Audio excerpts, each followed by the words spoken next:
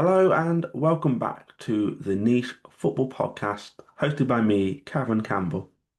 The aim of this podcast is to focus on the more unique stories of football, the ones you may not have heard of. And in this episode, we are going to be looking at the 1966 World Cup.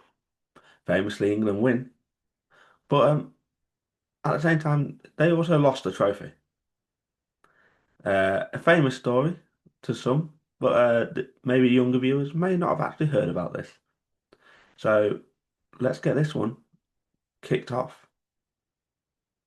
Now, famously, England have had won the World Cup in 1966, but this story starts just before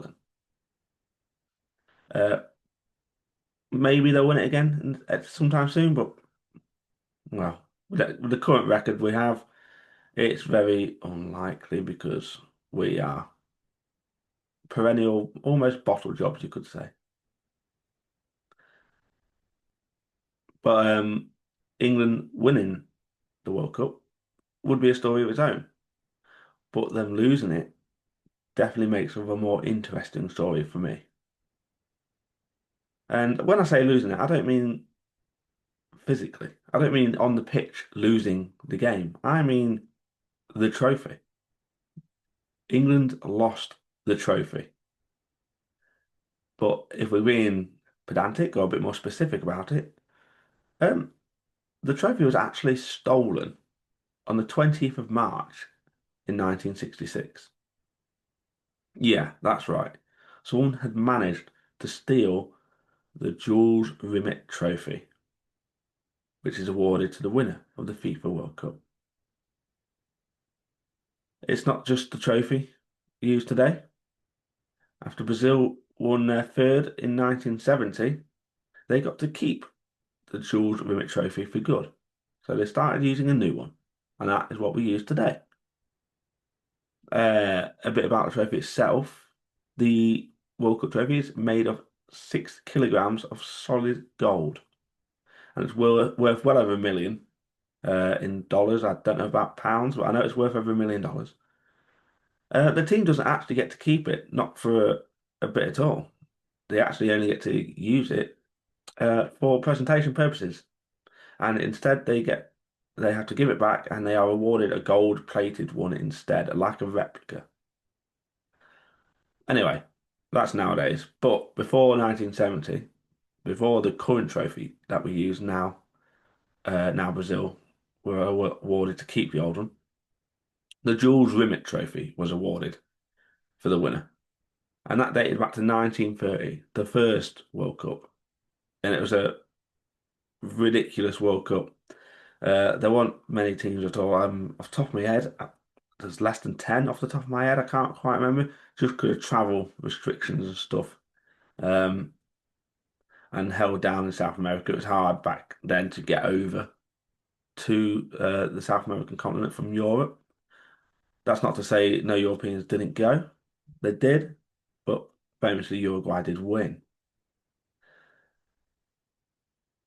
And during the Second World War, after Italy had won it, famously, the president of the Italian Football Association, um, it, excuse the pronunciation because I'm not Italian, Ottorino Barassi, he famously hid the trophy in a shoebox under his bed during the war, trying to keep it safe. That's how much this trophy meant to people. This meant it made it through the war in one piece and did continue to be used up until 1966, the 1966 World Cup, which was to be held in England.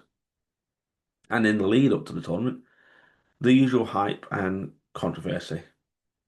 African nations, for instance, which is often forgotten about when talking about the 1966 World Cup.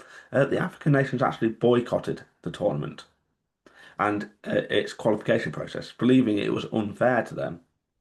So you could almost say it's not really a World Cup because we know how much impact African nations, especially in recent times, like Morocco in the last World Cup, reaching the semi-finals. So almost a World Cup. I'd be surprised if New Zealand was there either. So not about four continents instead of the six. I'm not including Antarctica in that. But anyway, a bunch of publicity events were staged for the tournament, some of which involved, of course, the trophy being on display. And the weird one that we need to talk about, which is a big part of this, is a stamp collecting convention called Stampex. And yeah, when I say stamp collecting, I mean like the stamps you put on the top of your letters to send it in the post. The World Cup was present at a convention for this. Somehow, one of the companies attending Stampex, the Stanley Gibbons Stamp Company, managed to get the permission to display the World Cup trophy. Goodness knows how they got this. I don't know what stamps and football have in common. I don't know what the crossover is there, but they got somehow got permission to display the World Cup trophy, the Jules Rimet trophy. But well, I mean, if you're the Stanley Gibbons stamp collectors, well, it's a big deal for you. That's going to attract the people in. However, obviously there were a lot of strict conditions on displaying the trophy at the convention. I mean, it's a very expensive trophy. Um, well, actually, not at the time, and we'll get onto that in just a second. Um, they wanted to make sure the trophy was kept under security at all times. It had to be kept in a locked glass case and had to be guarded 24/7. And it was actually insured for 10 times its value.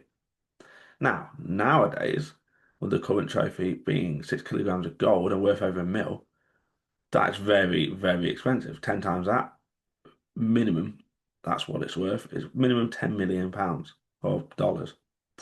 However, the original trophy was only worth roughly £3,000. So the premium taken out was worth 30K. And yeah, the company, Stanley Gibbons Stamp Company, absolutely fine with that because some of the stamps, goodness knows where they get these values from, on display were worth £3 million. Yeah, a £30,000 insured Jules Rimet World Cup trophy in the same building as stamps that were worth 3 million alone. So yeah, they weren't too fussed about paying the 30K. I think they were more fussed about losing a stamp, which is worth £3 million. Anyway, obviously they agreed to these conditions because, well, they can't imagine people are going to go to a stamp convention and steal anything from that, especially not something that's worth 30K when there's millions pounds worth of stamps there. So on the 19th of March, they proudly displayed the Jules Rimet Trophy. And of course, in fairness, there's a lot of interest. The public honed in on the stamp convention because they might not get another chance to see the World Cup so close. And with the upcoming tournament just in July, it was prime time for people to come and have a look. And of course, it was under close guard with four prominently placed guards keeping a watchful eye on the locked cabinet and a couple of plain clothed coppers lurking nearby as well, just in case someone had any bright ideas. People come by and like looked at the trophy as was intended, and the idea wasn't really for the company to have this trophy for that purpose. The idea was to get the people in, and then they can have a look at the stamps, which is to me not too exciting, but I imagine to any stamp collector, um, they must have had a great time. Football and stamps in a crossover. Who would have known? But the next day, however, on the 20th, a Sunday, the exhibition did not open. And what's more, the venue, the Westminster's Central Hall, was to be used for church services that day. So while the exhibition was closed for the stamps and the World Cup, the building itself was still open and accessible to the public, the ones going for church. The exhibition may have been locked up still and still guarded. There were four guards on duty on that day to ensure no one got in. At about 9:30, the guards did let in some maintenance men, bit of cleaning, fix up a few things here and there. They didn't notice anything amiss, and later told the police that they had seen the trophy in the cabinet before they were leaving. Not suspicious, of course, maintenance men go in all the time, and they themselves said the trophy was there before, just before they left, and just after they left. So, what happened? Similarly, around 11 o'clock, the guards checked in on the trophy, and sure enough, still there. Two of them go down to the office for a little coffee break. Just before half past 11, one of these guards went off to the toilet and noticed a man using a public payphone. He was still there after he came out of the toilet as well. Again, nothing too suspicious, but we do come back to that man later on. This wasn't too suspicious. The payphone was in a publicly accessible area of the building, so why would anyone think much of it? But when the guards went round on their next check after their little break at noon, they arrived at the cabinet which had been holding the trophy and found that, yeah, it was there. It was not there. It had been stolen. The trophy was not in the cabinet. Um, a thief or thieves had forced open the cabinet's lock, and the Jules Rimet trophy was nowhere to be seen. But who was there? Who got in? To be honest, we don't really know. Similarly, the locked doors leading to the public area of the building had been forced open as well. Whoever had stolen the trophy had done a good job because no one knew a thing. No one knew where it had gone. No one who had come into the building. No one knew who had left the building. None of the guards had noticed a thing, except for that one guy on the phone. And they had absolutely nothing to go on. Um, Even then, the guy on the phone might have just been an innocent bystander. We don't know. It was very slick and smooth the way the thief or thieves got hold of the trophy. And you would think, though, this is where it gets a bit more interesting, that this would have been reported widely across the newspapers instantly the next day. However, the story did leak to the public here and there, but it didn't make much of a splash in the papers, and it's for good reason. The police wanted to repress the story as it desperately try and investigate what had happened. The nation is in damage control. They can't be the first people to lose this trophy. Other nations have had this trophy before, many times before this. It's even survived World War II, but now it's been lost in a stamp museum. So they kind of want to cover it up just to kind of not embarrass themselves, to be honest. Um, Moving on from that. The cops interviewed all the guards because you never know. Could be a film, could be an inside job. Wasn't in the end. Uh, all the guards were exonerated, so that was fine. As well as the maintenance men and a few members of the public had also, by the way, seen the bloke on the phone. So they had not really a lot to go on. Then the next day, the chairman of the English FA, at the time, Joe Mears, got a phone call. An anonymous voice on the end of the line told Mears that a parcel would be delivered to Chelsea Football Club the next day, the 22nd. And sure enough, the parcel arrived. Inside was a piece of lining taken from the trophy, as well as a demand for a ransom of 15k. And that if Mears didn't cough up, or if he went to the police with the ransom, they would melt the trophy.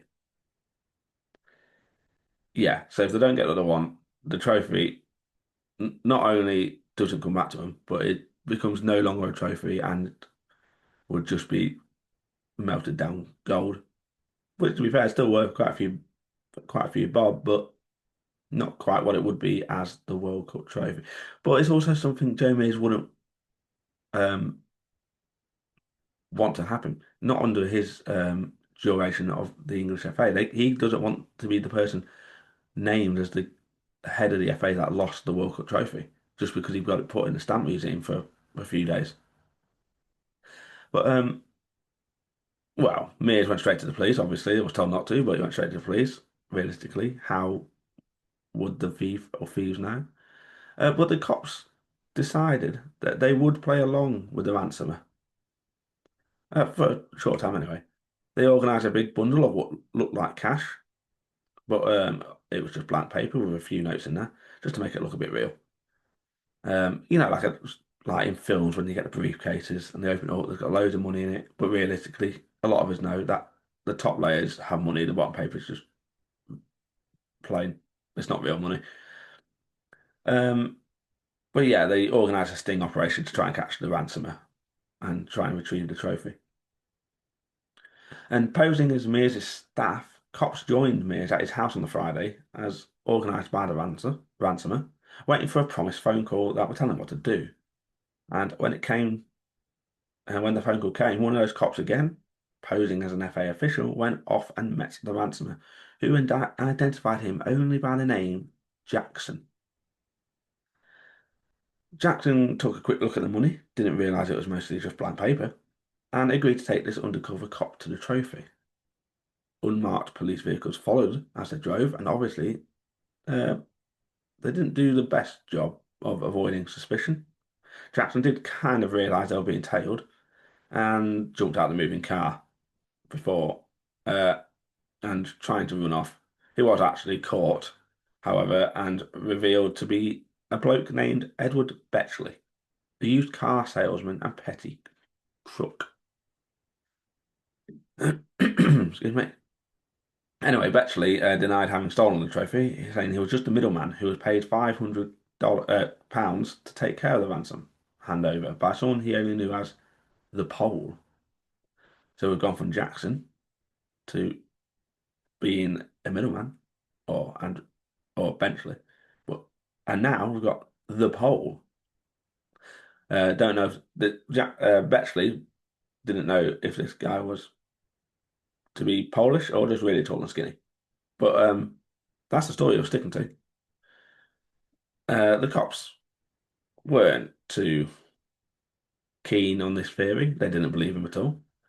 Uh, although they never managed to actually make charges relating to stealing the trophy stick. But of course, he actually got a couple of years in prison for ransom, trying to extort money out of the FA. But that's no closer to the trophy. So who stole the trophy? That we still don't know, and likely we'll never will know. But what we do know, what happened to the trophy after this whole Betchley and the poll and all that, it was actually recovered. But how? There's no leads to go on. And it's almost like a storybook. It's a lot of luck and an unlikely hero. But the Jules Rimet Trophy was in the end found and restored to the FA in time for the 1966 World Cup. On the 27th of March, a week exactly after the theft, a young chap named David Corbett decided it was a fine evening to take his dog, Pickles, out for a walk. Pickles was a little black and white mixed collie, presumably thrilled at the idea of a bit of a walk. But what's this? Shortly after stepping outside into the night air, Pickles, the dog, noticed a package wrapped in newspaper underneath a parked car. Now, obviously, if you see a package underneath a parked car nowadays, let's be honest, we won't be going near that because you never know. But in 1966, Pickles, the dog, was having none of it. Corbett initially went to pull Pickles away from sniffing the package, but the dog seemed very interested and wouldn't leave it alone. So Corbett's like, right, go on then, go and have a look, try and sniff it out. What is it? And he pulls out this package under the car and finds it to be tightly wrapped with a string. And he's thinking nothing of it. Corbett opened it up, and it was none other than the Jules Rimet Trophy. Yeah, the trophy awarded to the World Cup winners, just underneath a car, wrapped in newspaper and string, found by his dog Pickles. But Corbett didn't actually realise that initially until he read the plaque along its bottom, featuring the names of the winning teams. He realised that his dog had just found the missing World Cup, and he took it to the local police station. Obviously, as you do, his due diligence. But obviously, it's not a good look. You just turn up to a police station with a World Cup trophy, the Jules Rimet trophy, wrapped in newspaper. So he was instantly detained and questioned as a suspect. Obviously, Corbett had an alibi.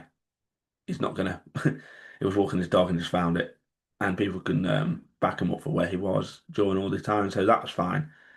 It was just genuinely just a stroke of luck that Pickles had sniffed out the trophy. In the end, instead of being punished and detained, well, after he was punished and detained, let's say, he claimed 5 grand reward to Corbett for finding the trophy.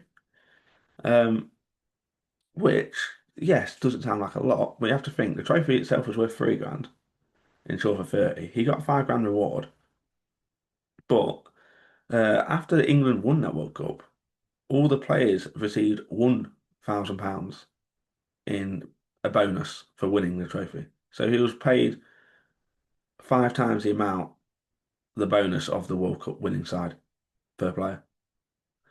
But he and Pickles were both invited to attend the victory banquet held by the England team after the win. And Pickles himself, in what mo more people would be happy to hear than England even winning the World Cup, was awarded a medal and a special collar for finding and returning the trophy. Only for it to, yeah, it doesn't quite end too well though, actually. But it was again stolen in 1983. I did mention it was given to Brazil permanently in 1970 after their third victory. Well, 13 years after that, at the Brazilian Football Confederation's headquarters, the Jules Rimet Trophy was again stolen. Yeah, and while the culprits were eventually caught, most of them fled before they could be imprisoned. Uh, and the trophy itself has never, ever been recovered. It is thought to have likely been melted down. So, as much as the good work Pickles had done back in the day, and Corbett getting arrested and a 5 grand reward in the end, the trophy ended up being lost anyway. It's never been found. Many of the culprits had fled, so that's where we are with the Jules Rimet Trophy. Today, a famous replica exists, made for a quite amusing reason. Back in 1966, um, terrified that there might be a repeat of the theft, the English FA decided they would make a replica and use it in the public events instead of the real one without actually telling anyone. Well, without telling the public anyway. FIFA forbade them from doing this, but well, they did it anyway. I think they were a bit too worried about it, so they just did it anyway. Um, Creating this fake trophy and using it even after 1960, right until 1970. So even after they won it, obviously they're not allowed to keep the trophy to get replicas, gold-plated replicas now. But then they even in the 4 years they were crowned champions, they were using a fake just on the off chance that someone might try and rob it again. I say off chance, someone did eventually rob it a few years later, but yeah.